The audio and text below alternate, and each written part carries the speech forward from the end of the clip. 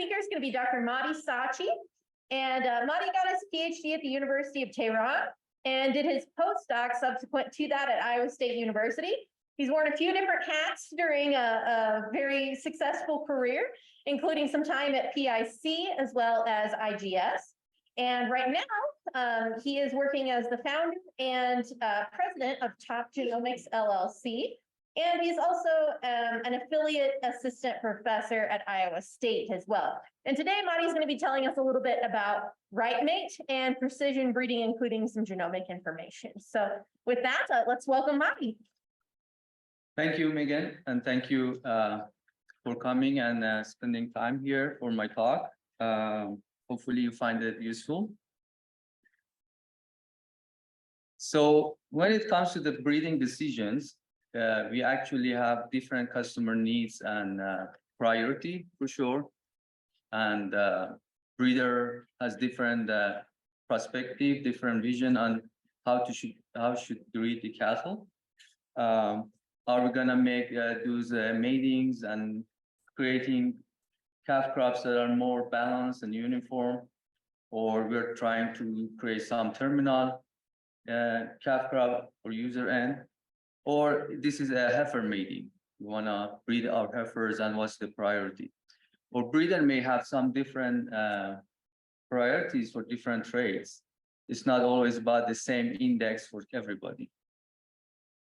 But today or yesterday, we talked about some other aspect of the breeding decisions that needs to be attention, like genetic diversity, or while we're working on genetic improvement, as well as the uniform. So basically, it's lots of questions about the breeder that needs to be answered to make a decision, good decision at the end. Finally, we want to pick the bulls we want to use on our breeding, and finally, we want to make final decision what bulls to go with which cows as AI or herd bull.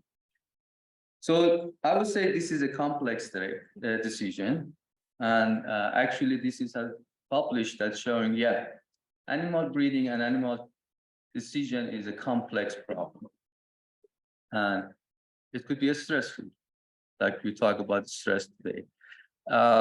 As a breeder, we are generating, animal breeder, we're generating lots of data, lots of EPDs for different traits.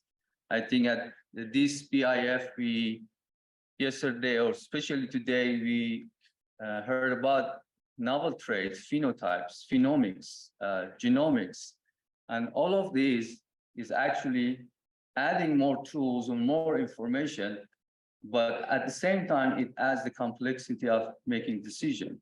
And that's, I would say, it's kind of could be, I would say, informational stress for breeders. I'm sure that breeders, if go back home, they learn more, but they're also thinking, what should I do with that many information? How that may impact my decision at the farm to pick the bulls I want to use and make my mating decision. So in this paper, it showed that as a human, when we face with the complex problem, we try to use simplifying strategy, or calling heuristic strategy, which means we try to solve that complex problem with some simplifications.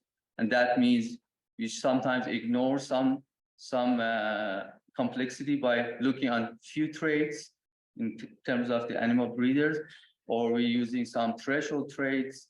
So this is shown that while we do this simplification strategy, which as humans do and farmers will do when they have this complex problem, that may end up with the poor selection decision and also not achieving the optimum genetic gain and all the potential improvement. This is a description about the source of those complexity and stressful information and making this complexity, and how the breeder should solve this problem. As I said, most farmers and most breeders use heuristic. Consciously or unconsciously, they use heuristic or simplifying strategy to solve that problem, which means, as I said, they may go, okay, calving is more important for me, so I pay attention to that. Or I think people talking about marbling and future of the carcass quality. So these are my main traits that I have to focus. This is kind of simplifying. Or they may say, okay, I put some threshold. I pick the bulls that has at least 15 calving EZPD for my heifers, and then I would do some other traits after that. So all of these decision-making kind of simplification, or some they use social simplification, which means I look what the other successful breeder does, which bull he pick, I would pick the same. So what my neighbors does, okay?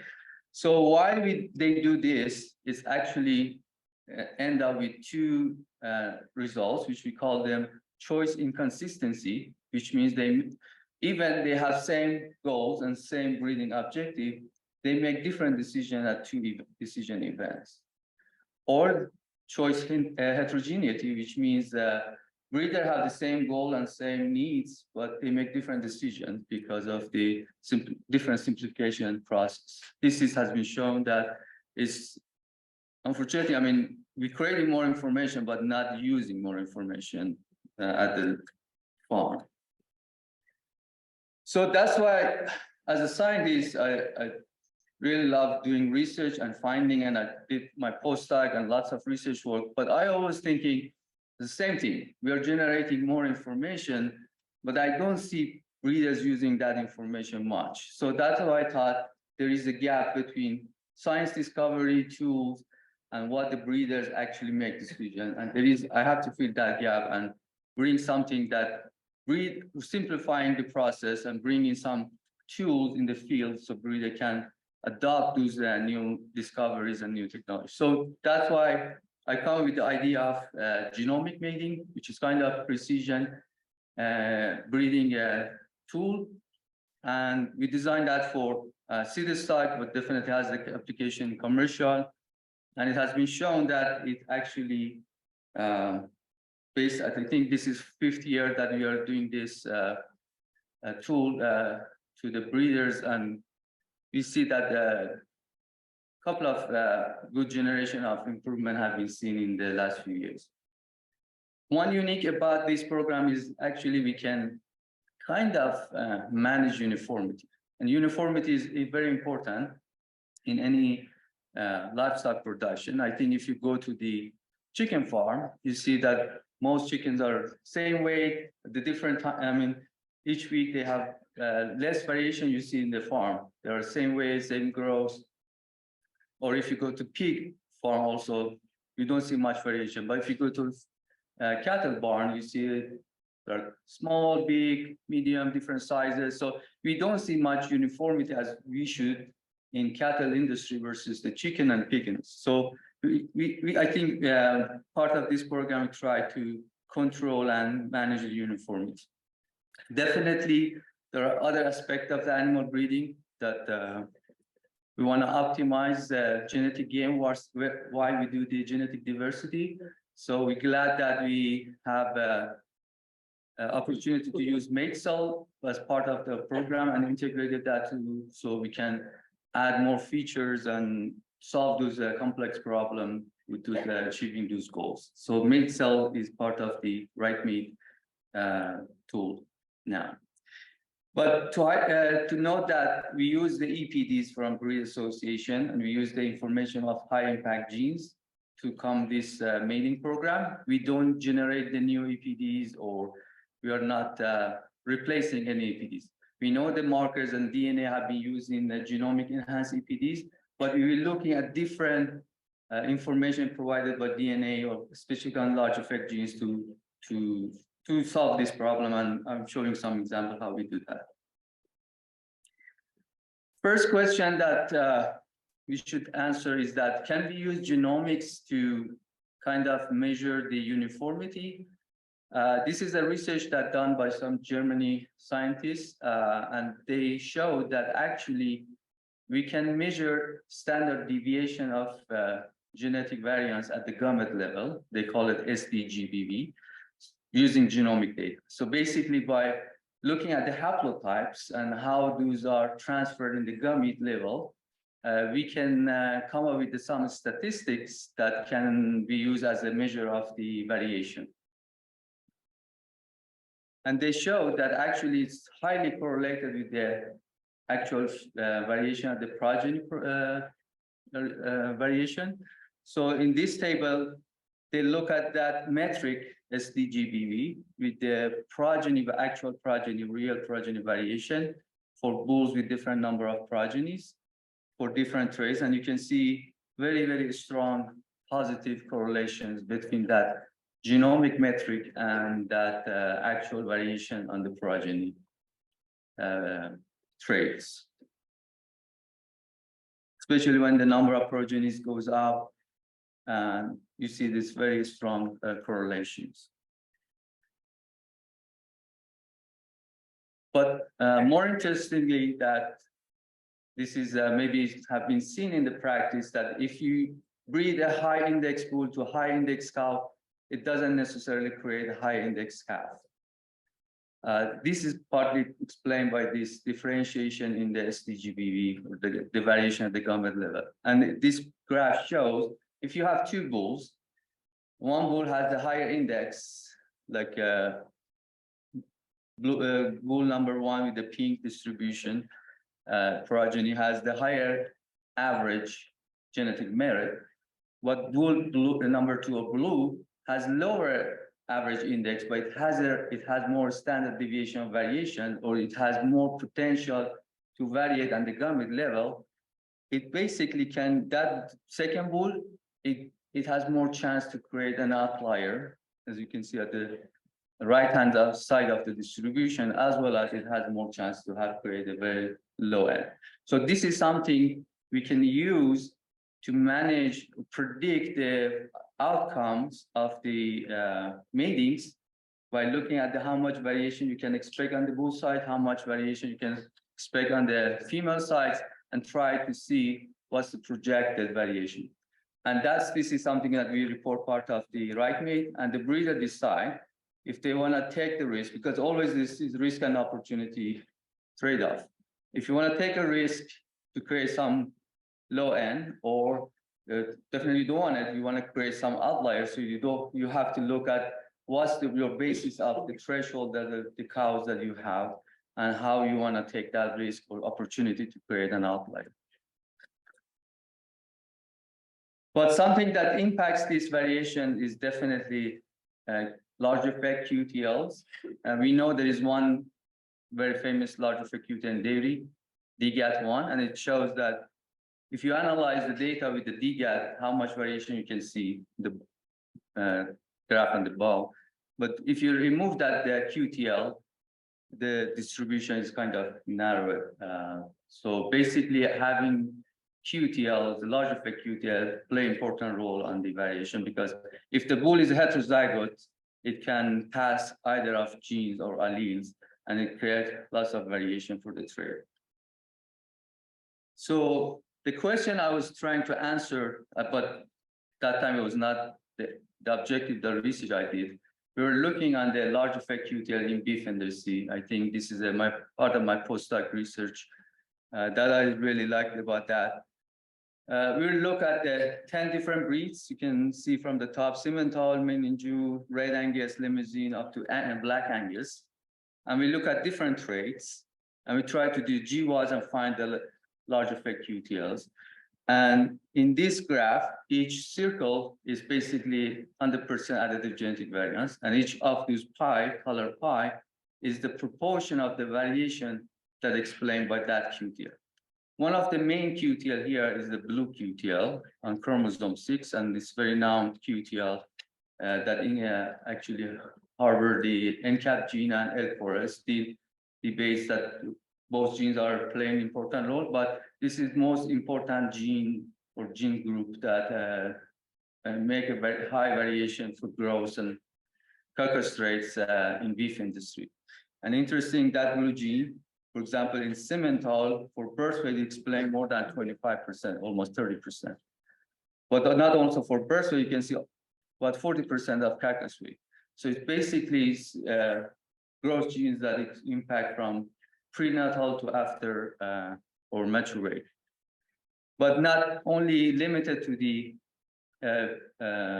continental breeds, is also found in the British breed and other breeds. So this is good, and that is showing that if you use the crossbred or admixed data, these genes can be shared, but this is the historical genes that or mutation that exists in different breeds.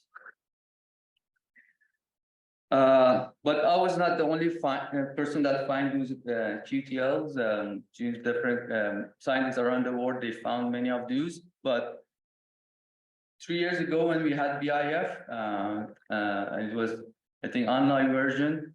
So everyone was sitting at home and listening. I think last talk was presented by scientists at US Mark, and they were trying to do similar thing, but trying to find the functional genes or mutations. So what they did, I'm trying to recap what they found. It's basically similar to what I found for those genes, but different aspect. They look at these using different markers to evaluating the birth weight, and try to look at the heritability of birth weight using different number of markers, as well as the correlation between that MBV resulted from those markers and the actual birth weight.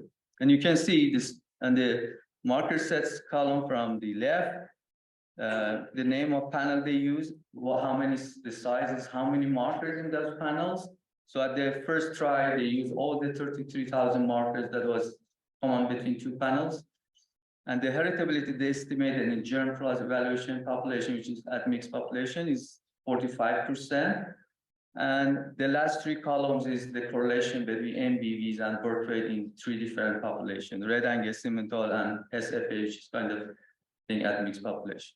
And you can see those numbers, but they sort those markers of gene based on the impact they have, and they create a subset of 279 markers that has the highest impact, and use those markers only to predict birth weight. You see the heritability drop a little bit in GPE, but the correlation hasn't changed much in Simmental and Red Angus particularly. So basically it says you can use 279 markers to predict birth weight. You don't have to use all 32,000 in at least those two populations. And then again, they become more aggressive and short that list to only 12 markers. And 12 markers, again, the heritability drop a little bit more, but more interesting, the prediction even improved, not drop on those populations, which means they actually will remove some extra noises from the prediction, because these are more functional markers than having markers in LD, which in different populations can create different LD.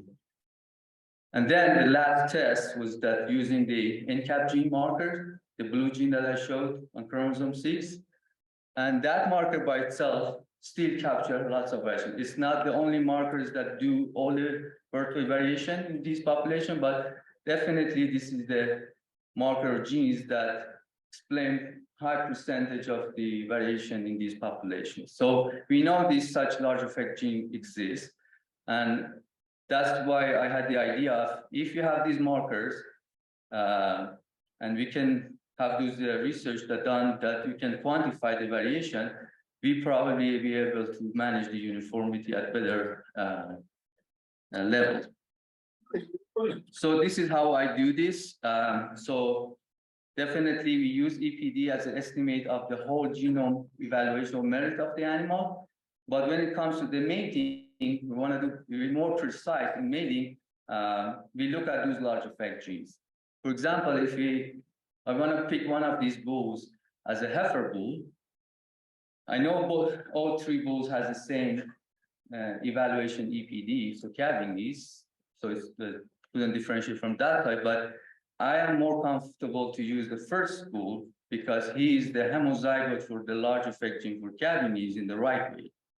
So my expectation is that it always passes the same gamete to progeny, doesn't matter what the cow side comes, so it's always a positive. But if the cow or heifer is a heterozygote, and I've used the second bull is heterozygote, it's similar to breeding a heteroblack to heteroblack, so you have 25% chance of creating a red calf. Here, you're 25% chance creating a large birth weight calf. So basically trying to manage that in the mating with more precision and using those large effect genes. That's why we label these bulls as a kind of more accredited calving yeast bull. Doesn't, as I said, create a new EPDs, just adding a layer of more information about these bulls. Not only have a good calving yeast, but also they are homozygous for the large effect gene for calving yeast in the right group, or less variation expected from this bulls.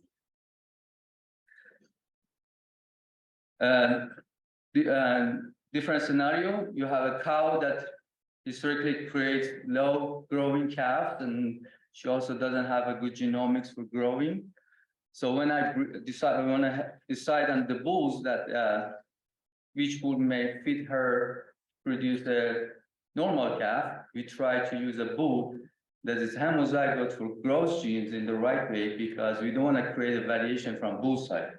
We want to make sure always the same good genes from growth goes, and the calf get at least good genes from the sire side for those mating. So this is kind of what we call, this is exactly what talk about precision mating too. Going to some validation results. So basically, this is all about theory. See if we can really help the breeder to manage those improvement and uniformity. So I picked this herd because this is a good example for this reason, that this herd using the same AI bull as a natural mating bull or natural sire bull, using the AI semen from same bull. So basically, these cow groups use the same, and we did that when we started this project 2019. We projected that the outcome of this mating will be this red column, and you can see this genetic trend. This is a good breeder, but had a kind of struggling with the improvement of the overall index. So we projected. This was the first year, so he didn't trust us much. So he used some of the recommendation, but he didn't use, or he used his own breeding decisions, and you can see the difference. Those Rightmate calves that come from the prescribed matings, they were very close to what we projected for him, while this other group of same cow family or same set of bulls, they actually didn't reach that expectation. But looking at the variation side, we said that we can probably better position at the managing uniformity. You can see on the right the variation on the index for the calf produced from the prescribed mating versus on the left, you can see more variations. And usually this bottom end has a lower genetic merit and harder to market. They go as a steer, while we do have no calf already below the index of 145 for that group. And also looking at the some actual performance, looking at birth weight, for example, again, those Rightmate prescribed calves turns to be more uniform because we look at those gene combinations and EBDs versus these non-Rightmate calves turns to be quite variant in terms of small, big at the birth weight. So looking at the genetic trends, different herds that use the program for the last 3 years, you can see most of them they're making improvement, but we're showing that actually using this technique and the program, it can accelerate the genetic gain that they used to improve. And I try to drive a line saying if they don't use the program and continue what they were doing, which is about $2 in this herd improvement on the index, where they will be today or 2020 if they don't use. You can see it's about because we know the genetics is accumulating every year, and this is a compounding effect that add. So over the time, we show that actually similar thing that what Andrew showed in PIC, in dairy. If you add those improvement, it stay in the herd. But again, I was trying to quantify how much uniformity we were able to manage. So we use different statistics like standard deviation or box bar. But basically what it's showing, the variation in birth rate has been reduced in those herds in the last 3 years versus the previous years. Similar, just another example of those customers or clients that use the program for the last 2-3 years, quite much bigger improvement have been seen. Again, we try to help them not only achieving more improvement, but also using some features of Mixel to balance the diversity in breeding, customized breeding objective, as well as I said, trying to group them as a make more uniform combination. So looking at more validation, this is 221 born calf. So on all the herds, and I looked at the interesting, about half of those calves came from those bulls that prescribed, or not those bulls, because we are not promoting any bulls or prescribe any bull. We get the list of the bulls they are interested or pick for they think is working, because this is something I found, like if you want to just push hard, they don't use it. So you have to work with the breeders to their needs, so they know what the other aspect of the marketing and breeding, and they know which bull they want to use. So we have the list of their cows, list of their bulls. We try to match up which bull works better for their cows. So in this 2021, about half of them were Rightmate calves versus the half none. And you can see, but we see 5-6 an average dollar difference in index. I'm giving you more examples on the API because for all-purpose index that Simmental and Simangus breeders uses, because most customers we have today are from those groups, but actually this program is available for Angus, Red Angus, GLB, Red Angus, and Limousin breeders as well. But different because each breed association have different breed policy for accessing to genotypes. Simmental offers the free access to genotypes. The breeder can get a copy. I think Red Angus charges $1 for handling fee, but some breed association policy doesn't allow the breeder to access the genotype, so they have to re-genotype. So that's why less use in this program.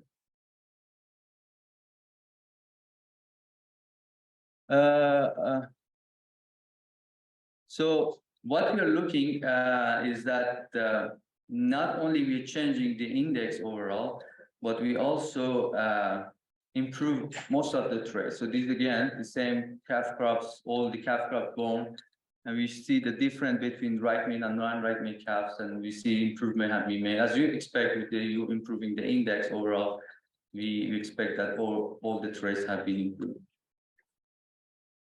But coming to the commercial application or the side of when you don't have access to genotypes or information on the cow side, how we want to make the decision.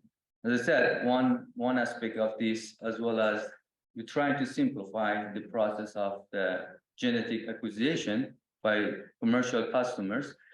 We know that if the commercial bull buyer comes to see the stock sale, what they are looking for. They're looking either to buy a heifer bull for the heifers, they are looking for buying a bull with a more growth and adding more pound or meaning weight, or power bull, the language that they're looking for, or basically they're looking for more maternal or more balance across all the three. So we try to simplify this process by categorizing this group of bulls, as well as looking if they are how much variation you expect by looking at the homozygosity versus heterozygosity on those large effect genes.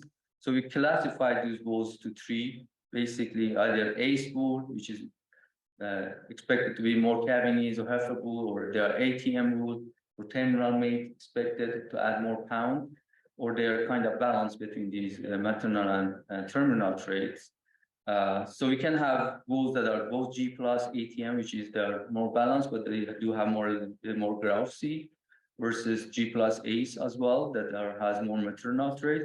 But we don't have ace ATM at the same time, because that NCAP gene or large effect gene is for growth, for birth weight, and carrying in opposite direction. So cannot be both at the same time.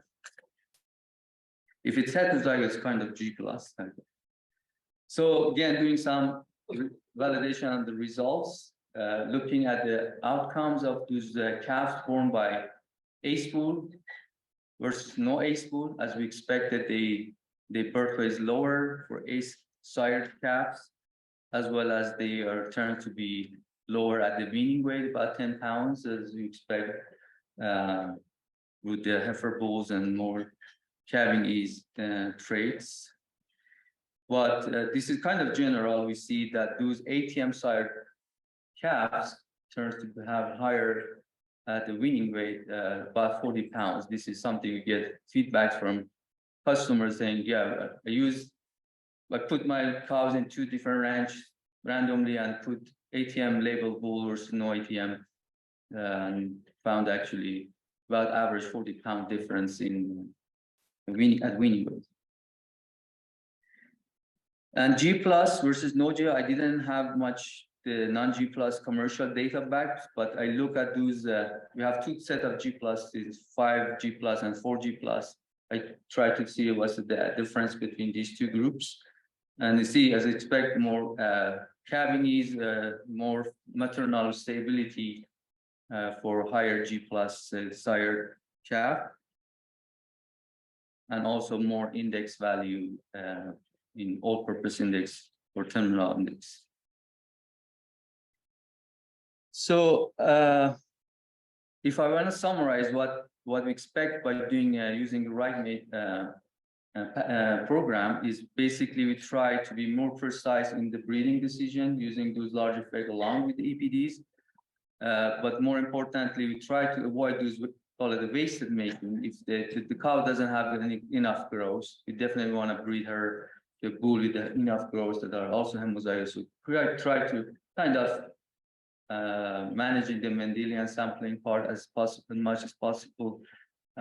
So removing this bottom end 25%, that always helps to have more and more marketable bulls and heifers for the seed stock. Definitely reducing the variations and more uniformity is what we expect to improve in our herds, and definitely improving index that breeder want to maximize, as well as trying to balance diversity and inbreeding with using the mate program. So just a summary, how many herds using the program right now? I mean, this year so far in the first 6 months, we breed more than 11,000 cows from 75 different herds, and more than 4,400 bulls and cows right choice evaluated for this grouping from 62 herds. So usually I expect this is going to over 100 herds by the end of year, and definitely about 15,000 cows to breed. So as I was always interested to see outcome and validation, I was also thinking how much value added by doing this. Is that worth doing that or not for the industry? So I come up with some numbers. This is generated by myself, nothing special. It's very simple.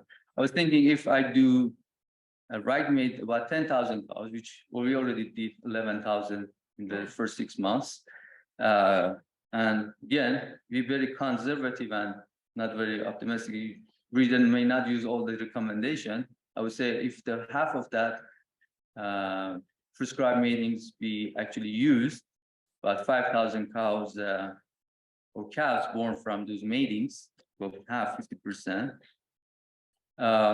We expect that about half of them being bulls and half calves. Again, there are some probably non-marketable, so I reduced that again, be more conservative.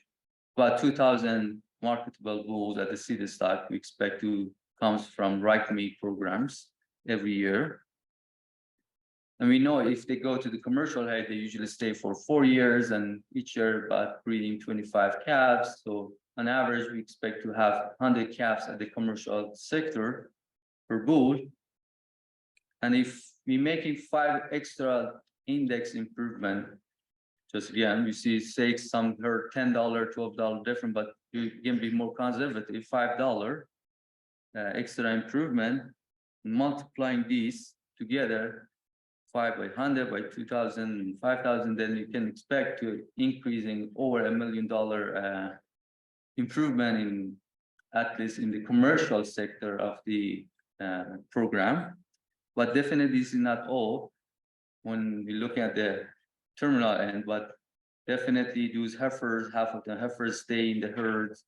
On the seed stock, they also, this is the genetics that stay in the herd, and more improvement have the longer impact, as well as the AI bulls also do the same added value at the larger scales. So with that, I would like to thank you specifically, Mr. Mahdi from Allied Genetic Resources and his team. I'm working with them every day.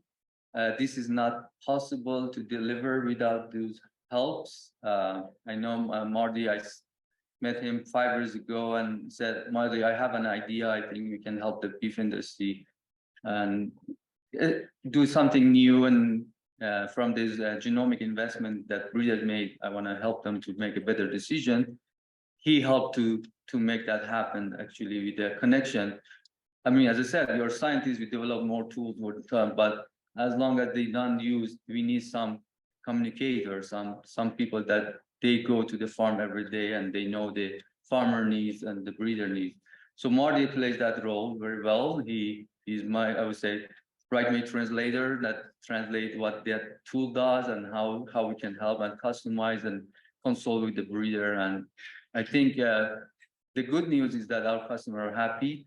They do every year, and we increase our number of customers, and that's, I think, the rewarding part to help them and make them happy from the investment they made. But definitely, our Allied team is playing an important role on that. With that, I would like to thank you for your time and take any questions. You can. Matt. Have time for some questions. Do you want a mic? I think I'm okay. So I appreciate the talk on two questions. One, if I could kind of your thesis correctly, it's that reducing or increasing uniformity, as you said, manifested in increased genetic gain. And I have a hard time reconciling those two things. The second question is the accreditation. That it seems to me the important part is how much of the raw phenotypic variance those QTL explain. And so I'm curious if you could help us understand that portion of raw phenotypic variance. The other way of looking at it is the differences you showed in the accredited books. If you conditioned on the EPD, then what's the difference? Yeah. So those two. 3 questions, I think. Yeah. Okay. And your first question, is that possible? We can, I think, from what I understand, to increase uniformity at the same time, increase the genetic gain at the same. So I think that's the possibility. Yeah, as you showed, I mean, real example that the genetic gain has been accelerated, improved, at the same time the variation. So yeah, I mean, if you just want to use EPDs to manage, basically you can do the negative assortative mating, which try to reduce the variation. As you can, I mean, apply that in any program, but it doesn't have any conflict by using or any conflict with achieving your genetic gain. You can, I think you can do both at the same time. Similar when you use index, you can improve 2 traits at the same time, even they have antagonistic relationship. So I think that's the doable, and we do. The second question was that once we use those sorting bulls and logoing those, or how much phenotypic variation from QTLs come to those. If I go here back, so I won't call a bull ace bull if his EPD is 12 or 10 or below what we or expected to be. So yes, this QTL explain, as I showed this, maybe this graph shows what's the proportion of variation expected for calving knees on those breeds. But this is a combination of the EPDs and larger fed QTLs. It's not separated, or we are not just using the genomics to call the ace bull or ATM bull. They have to have certain EPDs for growth to call ATM or calving easy PD to call ACE. But this just adding more information, making sure these bulls expected to have less variation in the calving ease. So if the bull has a calving ease EPD, I won't say this calving ease goes down. It's probably saying correct. We are expected to evaluation do the right job. But there is basically the heterozygote bull has two calving ease EPD. One is for this bull is 20, one is 10. Sometimes it's past the large effect gene, sometimes past the low effect gene. So the average is right, but the variation is different between the second bull and the first bull. And that's why we try to kind of adding more information to help, hopefully help, especially on the commercial side when we don't know the genotype of the cow side or EPD. This is I think your second questions, and I forget the third. Good, thanks. Good question. Mahdi, building on a little bit of that, how does accuracy play into this? Because let's say you're in the same scenario. If that top bull has a higher level accuracy, how much does ACE actually help with that versus bull that might be lower accuracy? So usually this kind of certification or adding labeling is used for yearling bulls when they go to the sale for commercial. So basically they are about the same average, the same accuracy, because all of them are at the same age and all of them have genomic tested. So I don't see much variation or difference in the accuracy of those bulls to be proven. So basically, this basically for yearly. Yeah. Yeah. 38 items. Yeah. Yeah.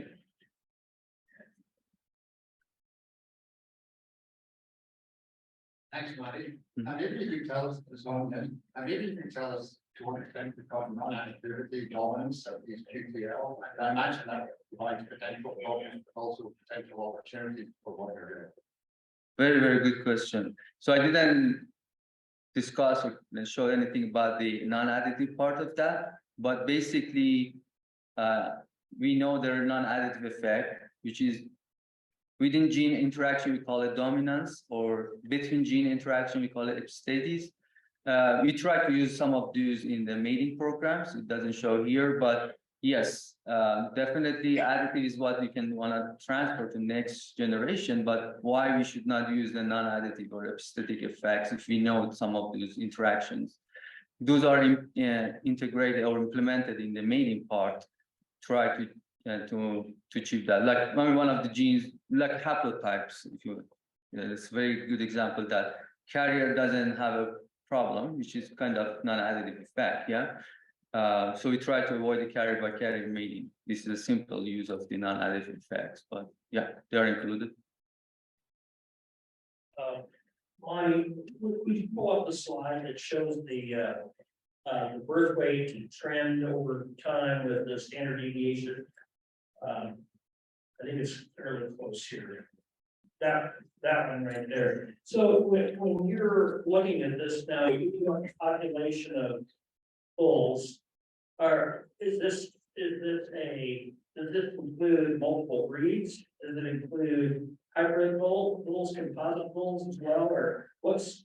And is that I'm thinking that the phenotypic variation in birth weight is affected by the population that you actually have here. So how? What's the data that actually is in? So this is within her evaluation of the uniform. So we look at these, like similar to look at the genetic trends, which is the average of EPDs over the time. We're looking the standard deviation of those phenotypes of birth weight in different years in same herd. So basically same genetic basis of the herd, but we see that at the earlier years they had more variation, means they had the big calf, smaller calf, but turns to be a lower in the last 3 years. Kind of what I'm really driving at, and take maybe a fairly typical commercial cow-calf operation with a crossbred cow herd. This is Team Angus. This is no serious Team Angus because we had the data on, then we had the birth weight, actual birth weight, and EPDs and everything. So demo of how that works. But yeah, we hope that it does the same thing on the commercial side as well. Okay, thank you. Yeah.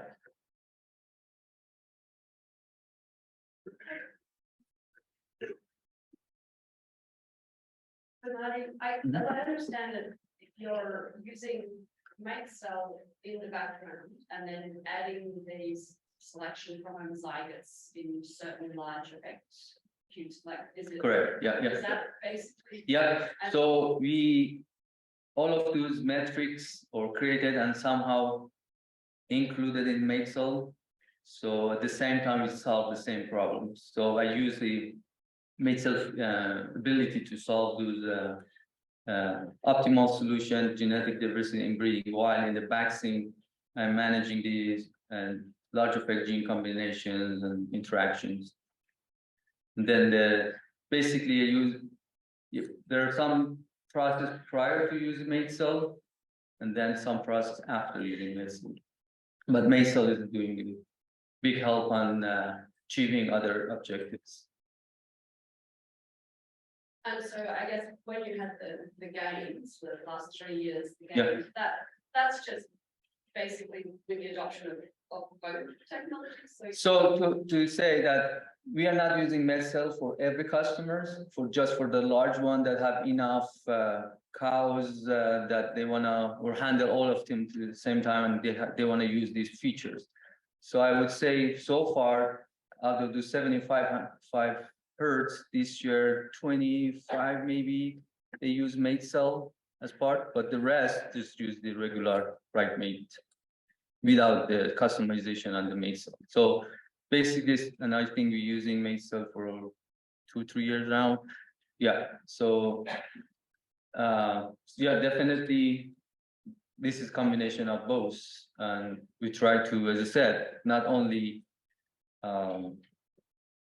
using the Rightmate features, that's how to manage those gene combinations. We have to have tools to improve or balancing the index and diversity piece as well. So yes, this is the added value of both programs. And the large effect genes that you mentioned, like the blue gene. Yeah.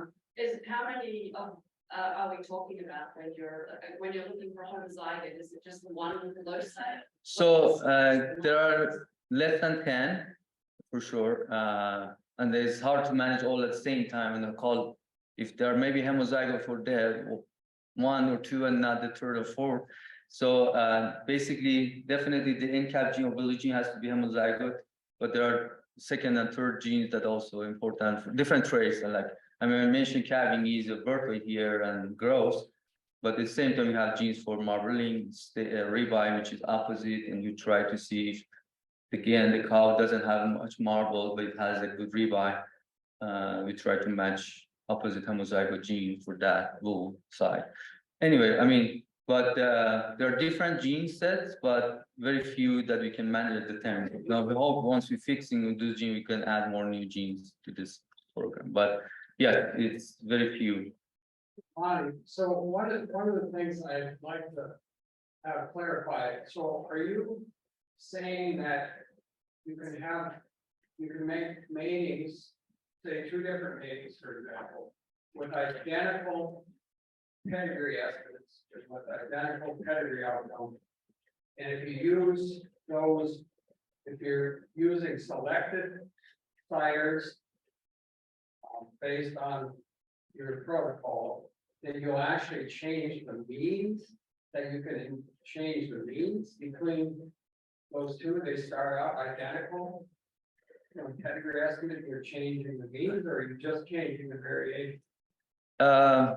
If there is non-additive effect for this gene, for that trait, yeah, you can change also the mean. But if this is totally additive and heterozygote are exactly the same as the 2 homozygote, you expect to be same, because this is the combination of the probability of the gene combination or large effect gene combination. Okay, so in different scenario, if the bull is homozygote and the cow is heterozygote, you have 50% of each combination. But if both bulls and cows are heterozygote, you have 25% AA, 50% AB and 25.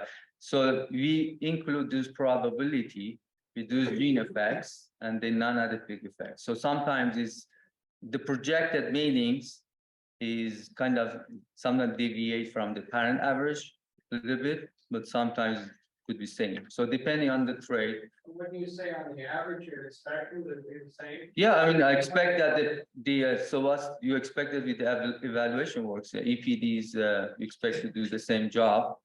Yeah, you expect on all the population, it does the same. But we try to, like I said, this is a precision, we call it, to customize the breeding based on the genomic profile of the cow and the EPD profile of the cow and bull as well, to try to find the best genomic match, as well as the, as I said, managing the uniformity and what you expect. Again, one thing that we report is the expected range for the index or different trait. So if you breed this bull to this bull cow, depending if the bull is homozygote or heterozygote, and also your cow is what genotype information it has, sometimes this is narrow, which some breeders prefer that matings because they say, okay, I don't want to take a risk, I want to be more uniform. Sometimes it's larger, some breeders that they like to take a risk to create an outlier, they take it. So we come with some projected range, but at the end of the day, we expect that all these become from generation to generation with additive, because you cannot pass the non-additive period. But we hopefully with these right combinations, not only we get the better genetics, but also better combination of hopefully better phenotypes. So to add value on not only the numbers, but also the phenotypes of the created animals. So it's fair to say that the premise of the paper, so you show the paper that you're basing your determination of variation on. This one. Yeah, so the premise is that you're gonna have, if you breed for more variation, you're gonna have higher highs, lower lows. If you're a seed stock producer, you lop off the whatever you're calling, so you're gonna actually end up with higher means, but only if you're culling, right? You're not going to end up with higher means just simply from mating. Yeah, maybe this is explained. This is the projected outcome of two different bulls mated to the same cow or same cows. This is the expected variation or progeny variation for the calf of the pink versus the blue cows, bull. So you expect the average of this pink bull is higher, as you expected the EPD does. But you can see the blue one has more chance to create the extreme one. Yeah. Yeah. Yeah, definitely.